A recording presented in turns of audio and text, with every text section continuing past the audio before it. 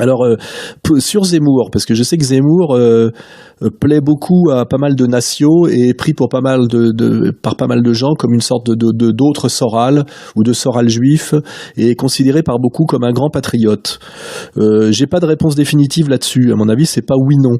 Et simplement, il faut étudier qui est Zemmour. Zemmour est un Maghrébin qui est devenu français par le décret Crémieux. D'ailleurs, c'est un Français du décret Crémieux, c'est-à-dire que c'est un juif d'Algérie.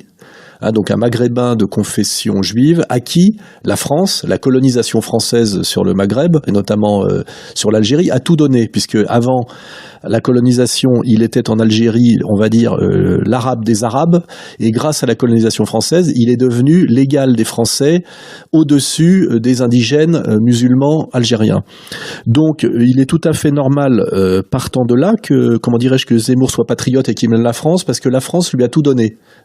Mais partant de là également, on peut comprendre qu'il est un peu la trouille et qu'il se sente en porte-à-faux par rapport aux immigrés maghrébins majoritairement algériens en France, puisque en fait il est quand même un traître à ses frères maghrébins, et que finalement il est un peu inquiet aussi de cette position finalement qui génère chez lui une certaine violence, la violence du type qui est mal à l'aise, parce que finalement c'est jamais qu'un maghrébin qui montre du doigt les maghrébins musulmans sous prétexte qu'il a été fait plus français que les Français par certains accidents historiques. Et là, pour ceux qui s'intéressent, on rappellera ce que c'est que le décret Crémieux.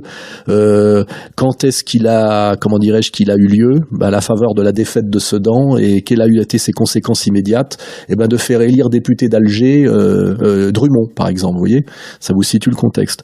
Donc je pense que Zemmour est un type qui aime beaucoup la France, qui est content d'être français, et il peut être d'autant plus content qu'il est une vedette en France, faut pas oublier, notamment en m'ayant piqué dans une large mesure ma place, la place comment dirais-je, de polémiste populiste. Je rappelle que pratiquement tous les sujets qui sont les siens, je les ai traités avant lui. La féminisation, le danger de la fin de l'assimilation. Si vous lisez Jusqu'où va-t-on descendre, et même avant, vers la féminisation, des bouquins que j'ai pondus entre 1995 et 2000, en gros, j'étais sur ces terrains-là 7 ans avant lui. Voilà.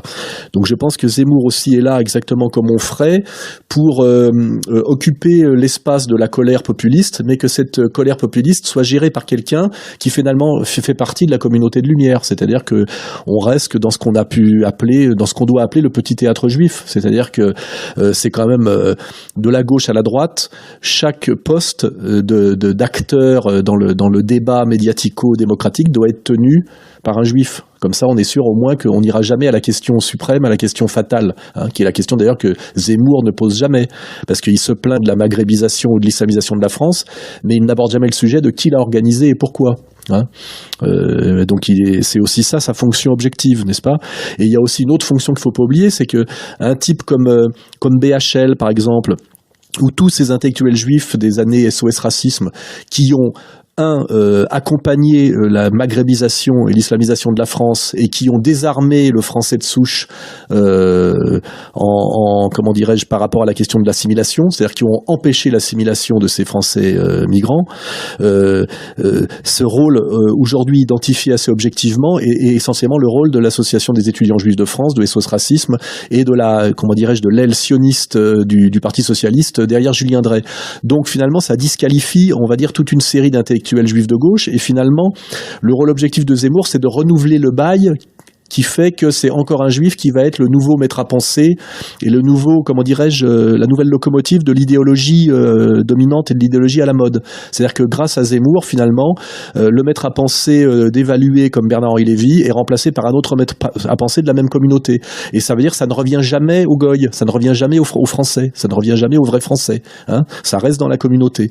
Et je pense que là, c'est quand même ça qui explique que Zemmour n'a pas plus de problèmes pour dire ce que je dis moi, et que quand je le dis moi, je rencontre infiniment plus de problèmes, quoi. Et puis aussi, ça explique aussi pourquoi Zemmour ne va jamais jusqu'au bout de l'explication, puisque je vous dis, une fois qu'on a remarqué que ça allait mal la France à cause de l'immigration incontrôlée, il ne dit jamais qui a organisé cette immigration. On voit bien que ça démange à Renaud Camus de le dire, mais il se fait immédiatement, comment dirais-je, rattraper sévèrement par ses maîtres, quoi. Voilà. Donc voilà, c'est ça le sujet intéressant sur Zemmour. C'est ce qu'il dit est assez vrai, mais d'où le dit-il? Comment se fait-il qu'il y a que lui qui a le droit de le dire? C'est ça les vraies questions, et c'est ça les questions qu'on ne lui pose jamais. Et je vous garantis que moi, quand je lui les pose, il a beaucoup de mal à y répondre. Hein. Voilà. Et j'aborderai même pas la question de la crise financière, de la crise économique, dont il ne parle finalement jamais. Hein. En tant que quand même journaliste de droite, la question sociale, il s'assoit dessus, comme dirait l'autre. Faut pas oublier, hein, ça reste quand même un journaliste de droite au sens très classique du terme. Alors je sais qu'aujourd'hui, avec la gauchisation intégrale de l'idéologie dominante, ça devient presque dissident d'être un journaliste de droite, mais si on prend un peu de recul, c'est quand même pas grand-chose hein, d'être un journaliste de droite.